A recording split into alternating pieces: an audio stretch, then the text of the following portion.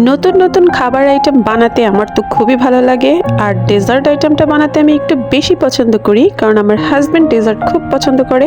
আর আমার হাতে সব ধরনের ডেজার্ট আইটেম ও খুব পছন্দ করে। তাই তো অনলাইনে স্ক্রল করতে করতে আমার সামনে যে কোনো ধরনের খাবার আইটেম যদি একবার মনে ধরে যায়, তো সেইটা বানাতে আমি একদম কার্পণ্য করি না। তো তেমনই একটা লোভনীয় ডেজার্ট আইটেম নিয়ে হাজির হয়ে গিয়েছি তোমাদের সামনে, যেটা গত সপ্তাহে আমি ওকে বানিয়ে খাওয়াইছি। So without any further delay let's get into the video. তো আজকে আমি প্রিপেয়ার করব শাহী টুকরা। তো এটার জন্য প্রথমে আমি কিছু বাদাম কুচি করে নিয়েছি, সাথে নিয়েছি কিশমিশও। আর এই ডেজার্টটা মেক করতে আমি পাউরুটি নিয়েছি। আমি সব থেকে বড় ভুল করেছি পাউরুটির সব থেকে ছোট প্যাকেট যেটা, সেটা নিয়ে। কারণ আমি প্রথমে বুঝতে পারিনি ডেজার্ট আইটেমটা এত মজা হবে। ভেবেছি ফার্স্ট টাইম ট্রাই করব, তাই ছোটটা দিয়েই ট্রাই করতে গিয়ে আমি ধরা খেয়েছি।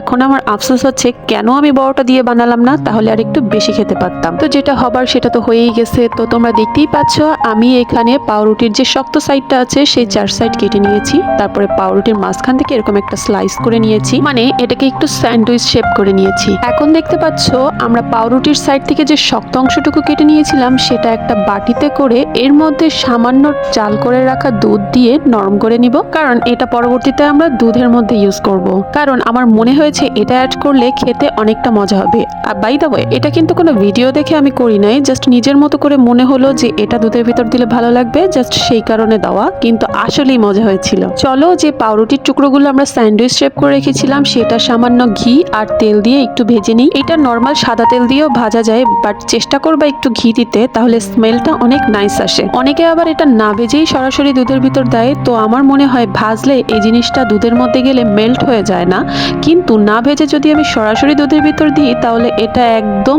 মেল্ট হয়ে ভর্তা ভর্তা হয়ে যাবে, যেটা কিনা খেতে একদম ভালো লাগবে না। তো এভাবে এক পাশ ব্রাউন কালারের মতো ভেজে আমি উল্টে পাল্টে নিয়ে দুই সাইডই আমি ব্রাউন করে ভেজে নিব। অনেকের দেখেছি এটা ডুবো তেলে ভাজে, বাট আমার কাছে মনে হলো ডুবো তেলে ভাজলে বেশি মচমচা হয়ে যাবে। তো আমি ঠিক এইভাবে করে ভেজে নিয়েছি। আশা করছি ভিডিও দেখে বুঝতে পারছো। তো ভাজা হয়ে গেলে আমি একটি সার্ভিং ডিশে সার্ভ করে নিচ্ছি। তো চলো চলে যাই। এরপরে আমি যে পাউরুটির এক্সট্রা অংশটুকু ভিজিয়ে রেখেছিলাম, দেখতেই পাচ্ছ সেটা নরম হয়ে গেছে। এটাকে আমি একটু থেতো করে একদম মিহি করে নিচ্ছি। তোমরা চাইলে এটাকে ব্লেন্ড করে নিতে পারো, যেহেতু এখানে অল্প একটু, সো আমি আর ব্লেন্ডারে গেলাম না। আর অনেকটাই নরম হয়ে গেছে, তাই আমার মনে হচ্ছে চামচের সাহায্যে খুব ইজিলি নরম হয়ে যাচ্ছে। তো এখানে আমি 1 কাপ পানির মধ্যে আধা কাপ চিনি দিয়ে একটা চিনি শিরা তৈরি করে নিচ্ছি। সাথে এর মধ্যে কিছু গরম মশলাও অ্যাড করে নিয়েছি। আর অ্যাড করার সময় এলাচের মুখটা একটু ভেঙে নিয়েছি, এতে করে গরম মশলার যে একটা ফ্লেভার সেটা খুব ভালোভাবে পাওয়া যায়। আর অপর পাশের চুলায় আমি 1 লিটার দুধ জাল দিয়ে নিচ্ছিলাম। প্রথমে একটা বলক আসলে আমি চুলার হিটটা একদম লোতে দিয়েছি, এতে করে কিছুক্ষণ পর পর দুধের সর পড়ছে।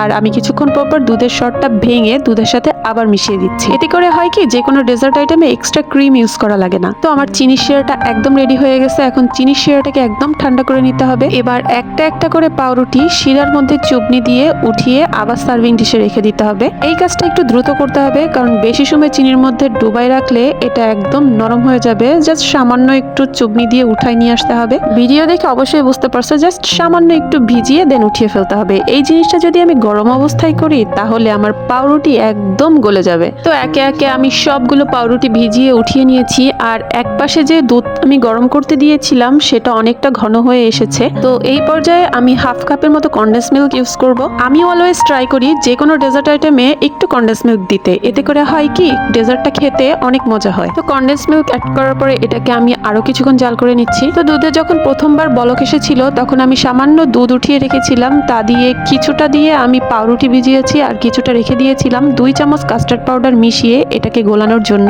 তো আমি সেটাই মিক্সড করে নিচ্ছি। কাস্টার্ড পাউডারটা অবশ্যই ঠান্ডা দুধের সাথে মেশাতে হবে, নইলে দলা পেকে যাবে। এবার মিক্সড করা কাস্টার্ড পাউডারটাকে আমি দুধের মধ্যে দিয়ে নিব। আর দেওয়ার সাথে সাথে আমি অনবরত নাড়তে থাকবো। নাড়তে না থাকলে এটা কিন্তু তলায় ধরে যাবে। কাস্টার্ড পাউডার দেওয়ার সাথে সাথে এখানে যে আমি পাউরুটির এক্সট্রাটুকু ভিজিয়ে রেখেছিলাম সেটাও এর মধ্যে দিয়ে দিলাম। সবগুলো উপকরণ একসাথে ঢেলে দিয়ে নাড়তে থাকবো যতক্ষণ না জিনিসটা ঘন হয়ে আসে। অপর পাশে পাউরুটি ভাজা ঘিয়ের ভিতরে আমি সেই বাদাম কুচিগুলো ভেজে নিয়েছিলাম প্রথমে, এটা তোমাদের দেখাতে মনে নাই। কিশমিশগুলো যখন ফুলে উঠবে তখন বুঝবা এটা ভাজা হয়ে গেছে। তো ক্রিমটা টকবগিয়ে ফুটে উঠে একদম ঘন হয়ে আসছে প্রায়। তো শেষের দিকে এখানে আমি সামান্য গোলাপ জল ইউজ করব। সাথে যে বাদাম কুচিগুলো রেখেছিলাম সেগুলো অর্ধেকটা এর ভিতরে দিয়ে জাল করে নিব।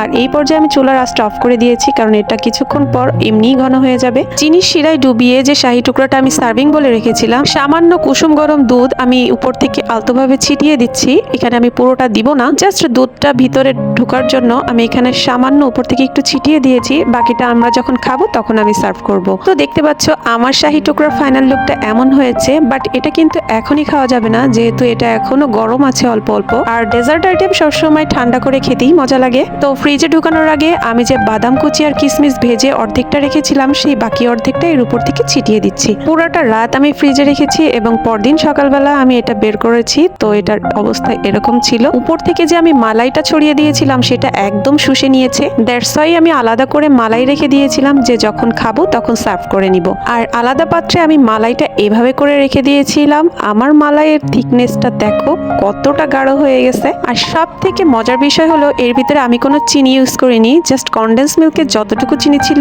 ততটুকুই একদম পারফেক্ট চিনি হয়েছিল। বিশ্বাস করো, এটা আমার হাতের বানানো বেস্ট ডেজার্ট আমার কাছে অন্তত। এটা খেতে এত মজা হয়েছিল কি আর বলবো। চাইলে তোমরাও বানিয়ে ট্রাই করে দেখতে পারো। শাহী টুকরার নামটা যেমন, এটা খেতে একদম মনটা ভরে যাওয়ার মতো একটা ডেজার্ট। ভিডিও এডিট করার সময় আমার আবারও খেতে মন চাচ্ছে। এখন আমি চিন্তা করছি আমি নেক্সট এটা আবার কবে বানাবো।